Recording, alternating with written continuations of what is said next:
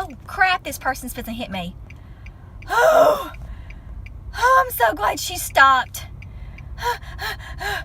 Oh, I'm not even in Memphis and I'm already having heart palpitations. Thank you, Jesus. Whew.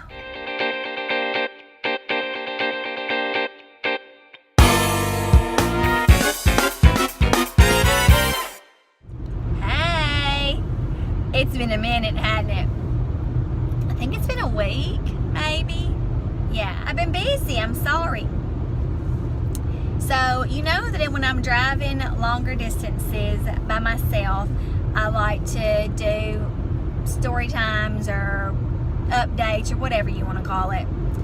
Because I feel guilty for not posting a video at least once a week. I know other people post way more often, but I don't like for it to get in the way of my family time, you know? So I just don't do it until I'm by myself. And a lot of times that's not often, so that's why I don't post as much as other people do. Today's video is going to be a bit of a life update, mostly about my finances and my goals for my Financial Peace University plan with the Dave Ramsey program.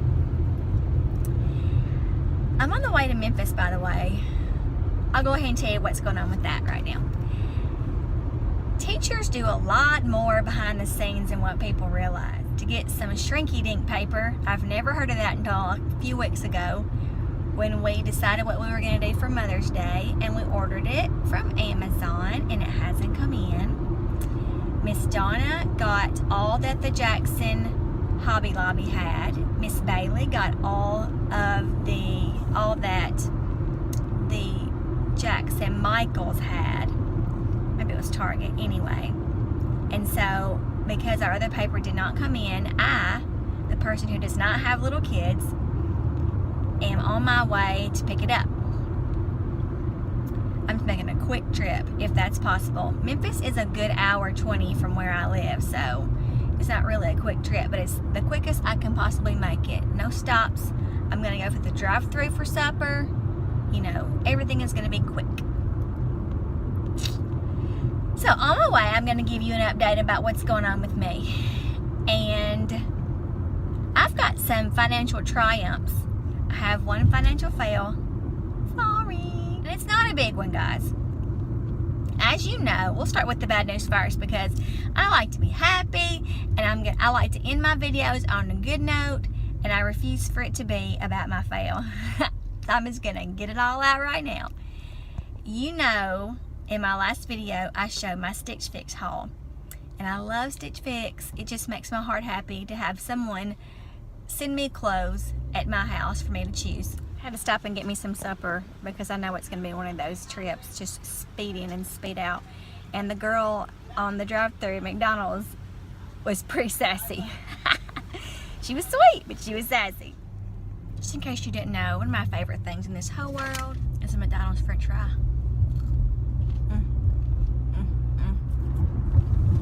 Okay, I'm gonna get off here and eat my Egg McMuffin and my French fries, so I won't be eating and drinking in your ear. That drives me nuts. I cannot watch a video when somebody's eating and slurping in their drink or crunching ice. Oh, it drives me crazy. So I'll see you in a few. Bye. Okay, I'm back.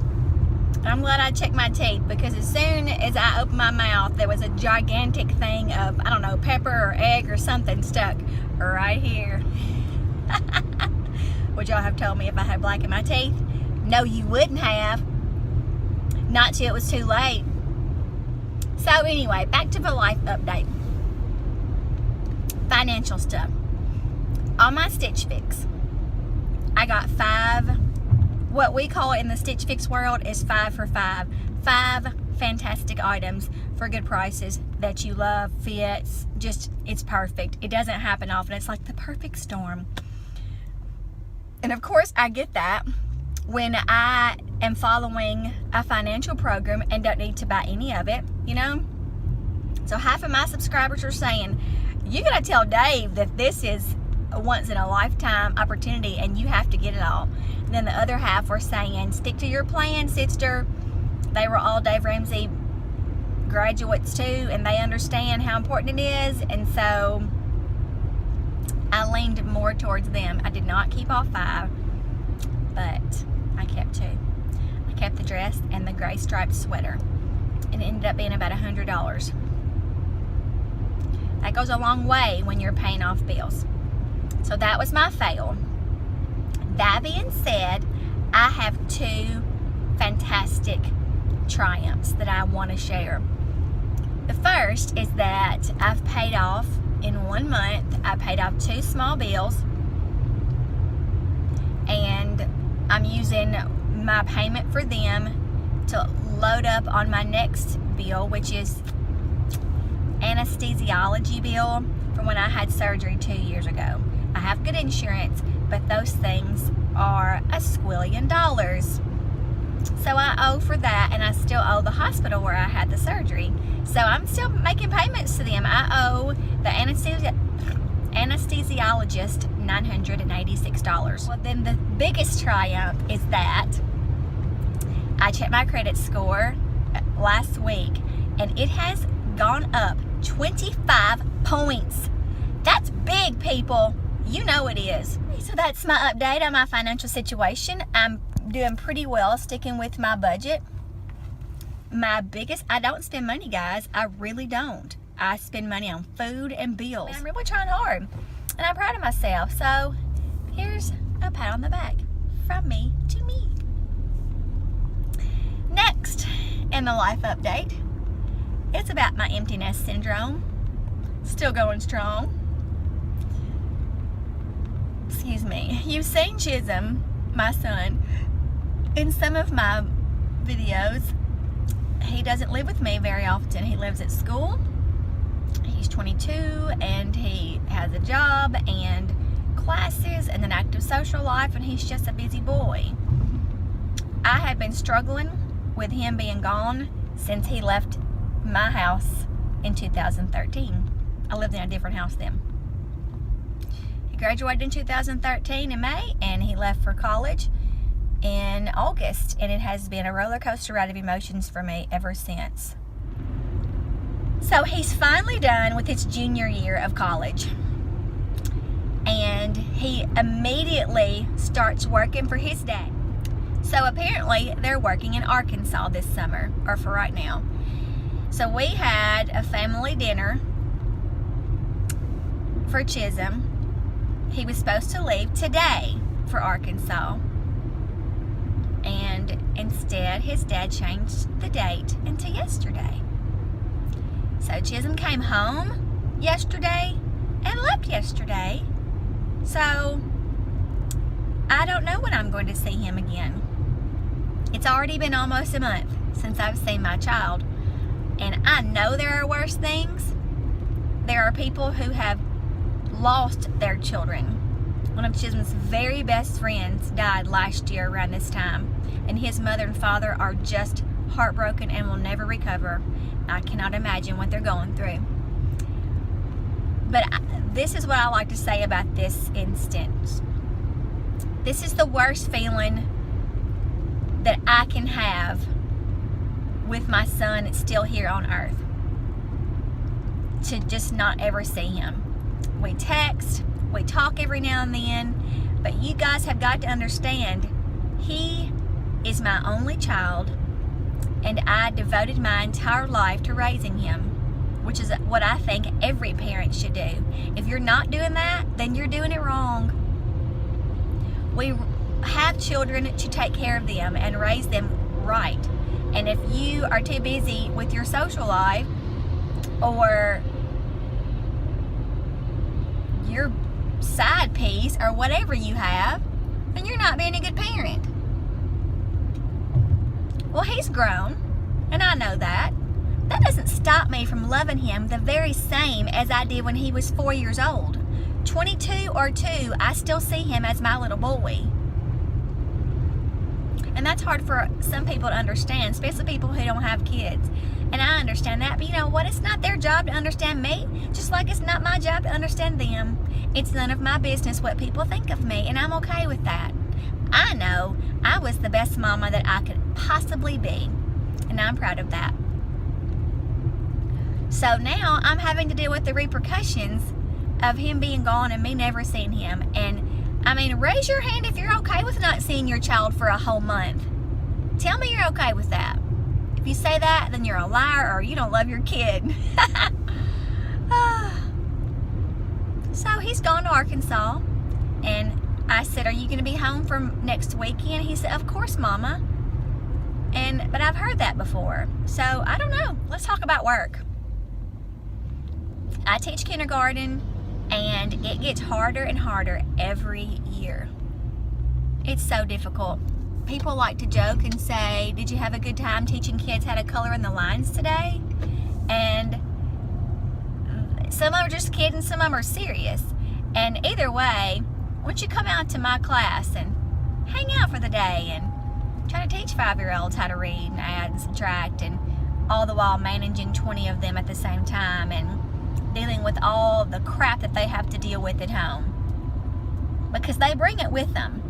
It's called baggage, and little kids have baggage too. When they're not cared for correctly, or if they're not fed, or they've been up all night because Mama had a boyfriend over there, you know, they can't possibly learn the way that we want them to learn. They can't focus on things, and the state just makes it harder and harder to teach every year because they implement standards that are incredibly difficult for a little child to learn. We had them get up and move, and because we know best. Anyway, I digress. That's my soapbox. If you're a politician and you've never taught school, then don't tell me to teach in my classroom. And some days, it's just the most wonderful day. And I love my children every day. But there are days when I think, how nice would it be to be able to work at a place that I am not so heavily invested in, that I can go to work, do my job efficiently like I want to do and like I do, and then go home and not think another thing about it until I get up the next morning to go in. That would be awesome. This upcoming year will be my 20th year to teach, and I have really thought, you know, these 20 years have flown by, so the next 30 is going to be like a slingshot. No, I won't be able to retire when I've been teaching 30 years. That's going to put me at 52 years old. That's way too young to retire. But I wish I could, and just go work at Lowe's in the garden department. Go work at McDonald's in the drive-thru lane, and just be happy with people and smile and tell them to have a good day and enjoy your fries, and not think another stinking thing about what goes on in that restaurant until I go home. I mean, when I go home, and then come back the next day and be like, hey, you want fries with that? I would love to open a children's bookstore, but that's not going to be no stress. That's going to be a billion times stress, because even though I love books and I love authors and children's literature and children, my little town cannot support a little bookstore like that, which means I would be worried about money, yada, yada, yada, all that crap. So the bottom line is that I want to find something that is mindless. I know most of my subscribers are younger. So what do you think about? Do you think about what you're going to do after all this is over with? I kind of do, and I'm excited. And that's about it. Ooh, that sun is bright. Except for, let's see, what all we've been doing. We have been going to Jace's baseball games and working in the yard, which is my very favorite thing to do. It looks beautiful, and I could not be more proud of it. We work really hard in the yard. My niece is getting married in 2 weeks. So it's busy, and it's just going to get busier. All right, guys, give me a thumbs up. Apparently now we get paid on thumbs ups or likes or whatever, and of course views, but give me a thumbs up so maybe one day I can get a paycheck from YouTube. I looked the other day. Oh crap, this person's supposed to hit me. Oh, I'm so glad she stopped.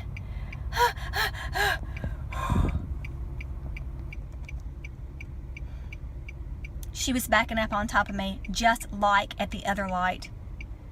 Oh, I'm not even in Memphis and I'm already having heart palpitations. Thank you, Jesus. Anyway, I looked at my AdSense the other day, and after all these videos and all these views, I've gotten a pretty good amount of views. For me, my AdSense paycheck is $19.84. For, I forget when I started filming, I don't know, 4 or 5 months ago. Not even $20, but when I get that $100 mark, I'm getting paid. Yes. So give me a thumbs up. Okay. I love you. I see you tomorrow. Bye.